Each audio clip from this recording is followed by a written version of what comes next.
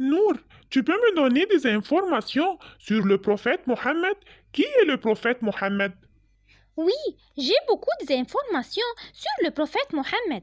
Le lundi 12 Rabi' al-Awwal de l'année de l'éléphant, l'année 571, un grand événement se produisit sur terre.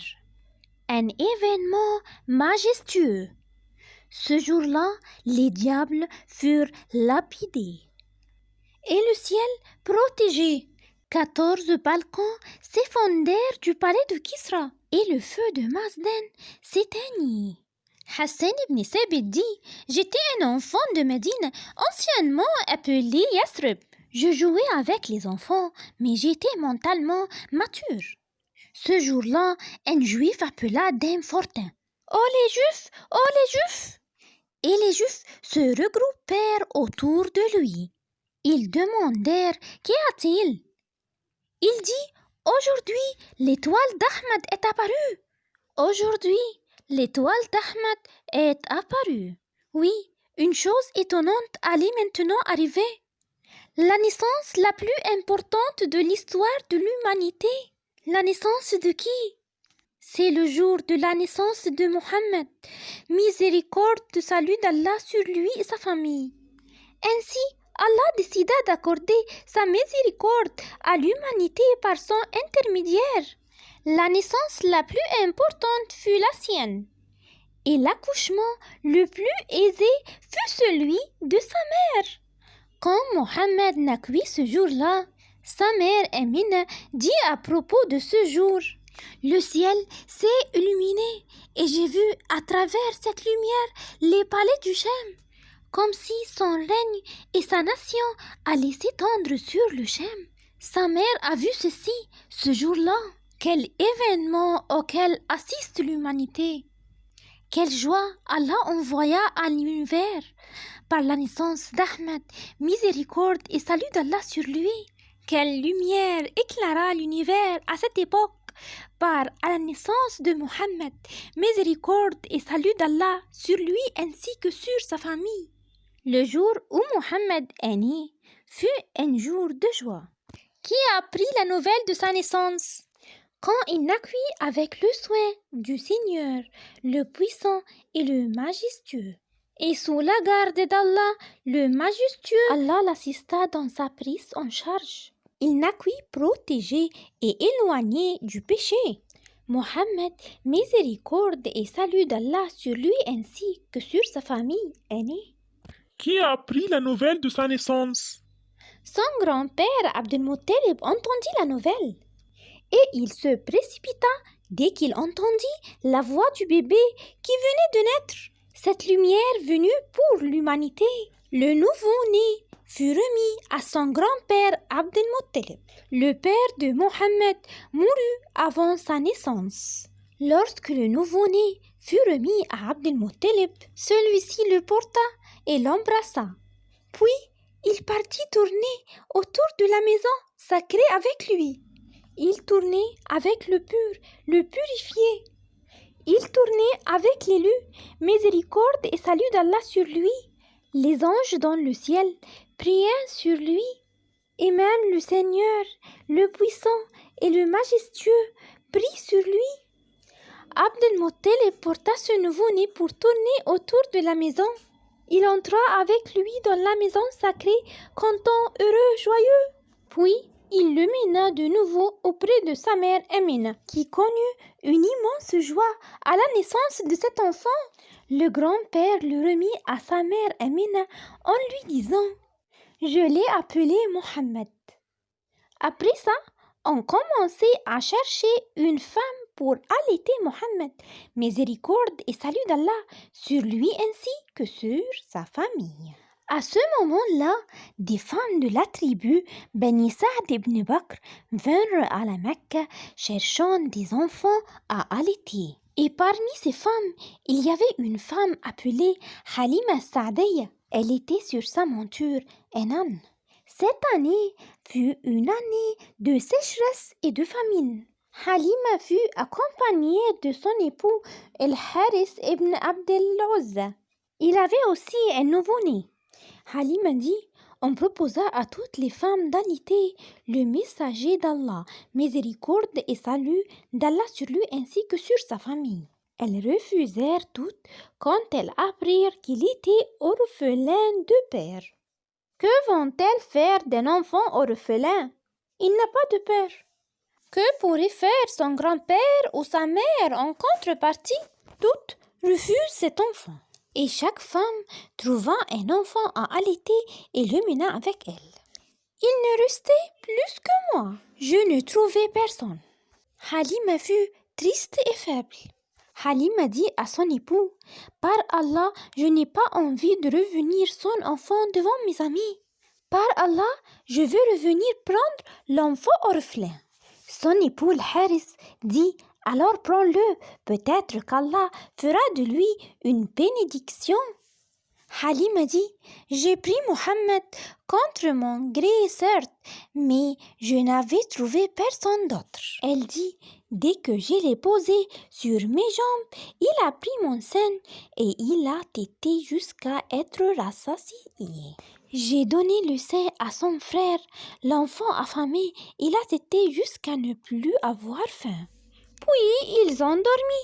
Mon fils n'avait pas bien dormi depuis des jours. » Halima dit, « Le matin, mon époux me dit, « Cet enfant que tu as pris renferme une bénédiction. » Puis Halima dit, « Je prie Allah que ce soit le cas. » Même la chamelle que nous possédions n'avait pas de lait, mais sa mamelle s'est remplie. Halima dit, « Même l'âne que je montais a commencé à se hâter, au point que les femmes m'ont demandé, « Ralentis Halima, où est l'âne sur lequel tu es venue à la Mecque ?» Elle dit, « Mais c'est celui-ci. » Les femmes lui ont alors dit, « Par Allah, cet âne a quelque chose. » Tout cela n'est dû ni à l'âne, ni à la chamelle, et ni au lait. Cela vient de la meilleure créature d'Allah, le majestueux et le Très-Haut. C'est Mohammed, miséricorde et salut d'Allah sur lui ainsi que sur sa famille. À chaque endroit où il alla, il fut béni. Halima disait, 2 années de bonheur et de bénédiction passèrent. Nous n'avions jamais rien vu de pareil. Après 2 ans, l'allaitement toucha à sa fin. Je fus obligée de le rendre à sa mère, même si c'était contre mon gré. Elle ne voulait plus le rendre. Elle dit, quand je l'ai rendu à sa mère Amina, je lui dis, laisse-le avec nous, je crains pour lui les maladies de la Mecque. Sa mère refusa, mais j'insistai jusqu'à ce qu'elle accepta. Halima dit, je revins alors avec lui en espérant sa bénédiction. Halima aimait cet enfant. Elle dit, quand il revint chez nous, pendant qu'il jouait avec son frère, apparurent 2 hommes vêtus de vêtements blancs. Le frère de lait de Mohammed eut peur et s'empressa d'appeler sa mère Halima. Elle dit, nous sommes revenus et nous avons vu 2 hommes vêtus de vêtements blancs tenir Mohammed. Ce ne sont pas des hommes. Ce ne sont pas des hommes? Oui, ce sont des anges. Halima dit, ils l'ont tenu et l'ont couché par terre. Ils ouvrirent sa poitrine, sortirent son cœur et le lavèrent dans une tasse d'eau. Puis ils le remirent à sa place et sa poitrine se referma. Halima dit, quand nous sommes arrivés à lui, nous avons remarqué que son visage avait changé de couleur. Elle dit, je l'ai serré contre moi et je l'ai emmené chez moi. J'avais peur pour lui. Quand Halima, la mère de lait du prophète, vit ce qui arriva à Mohammed, miséricorde et salut d'Allah sur lui ainsi que sur sa famille, à savoir la fente de sa poitrine, elle eut peur ainsi que son mari. Son mari, le père du prophète par allaitement, lui dit, tu es consciente de ce qui lui est arrivé. Peut-être qu'un mal lui arrivera. Rends-le à sa famille. Alors Halima partit avec Mohammed, miséricorde et salut d'Allah sur lui ainsi que sur sa famille, pour le rendre à sa mère Amina. Elle entra chez elle et Amina lui demanda « Qu'est-ce qui t'amène ?» Halima répondit « Allah a fait grandir mon fils Mohammed. J'ai accompli mon devoir et je crains que quelque chose lui arrive. Alors je te l'ai amené comme tu le voulais. » Sa mère dit « Mais tu étais si attachée à lui, Halima. » Elle répondit « Oui. » Elle dit « Il y a autre chose, informe-moi. » Alors, Amina insista jusqu'à que Halima lui parle de l'événement de la fonte de la poitrine. Sa mère ne s'inquiéta pas. Elle dit à Halima « Crains-tu pour lui, Shaitan ?»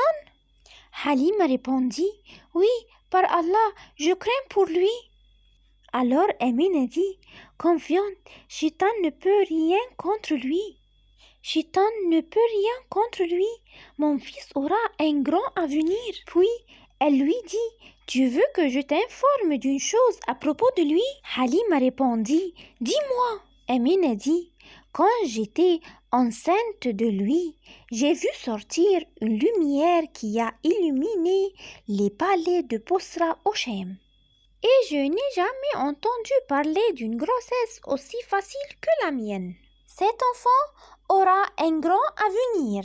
Notre prophète vécut sous la tutelle de sa mère jusqu'à l'âge de 6 ans.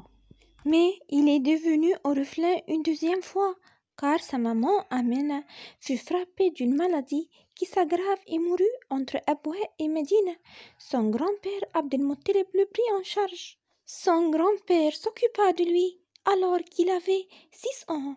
Après la mort de son grand-père, notre prophète fut confié à son oncle Abu Talib, qui était doux avec votre prophète. Il l'affectionna comme ses fils. Notre prophète était berger lors de son enfance. Il est connu par sa franchise et son honnêteté et fort. Il possédait de nobles caractères. Il était aussi doué pour les affaires commerciales. À l'âge de 25 ans, il épousa notre mère Khadija. Le prophète avait 7 enfants, tous de Madame Khadija à l'exception d'Ibrahim. Ibrahim, c'est son fils de sa femme Marie al-Qibtiyya. Les 7 fils du prophète sont... Les garçons sont Al-Qasim, Abdullah, Ibrahim. Et les filles sont Zaynab, Ruqayya, Kalsoum, Fatima al-Zahra. Al-Qasim est mort 2 ans après sa naissance et aussi Ibrahim. Il est mort 1 an et demi après sa naissance. Et Abdullah n'a pas grandi parce qu'il est mort jeune. Moufid, tu connais l'année de tristesse et pourquoi on appelait l'année de tristesse? L'année de tristesse? Qu'est-ce qui est passé?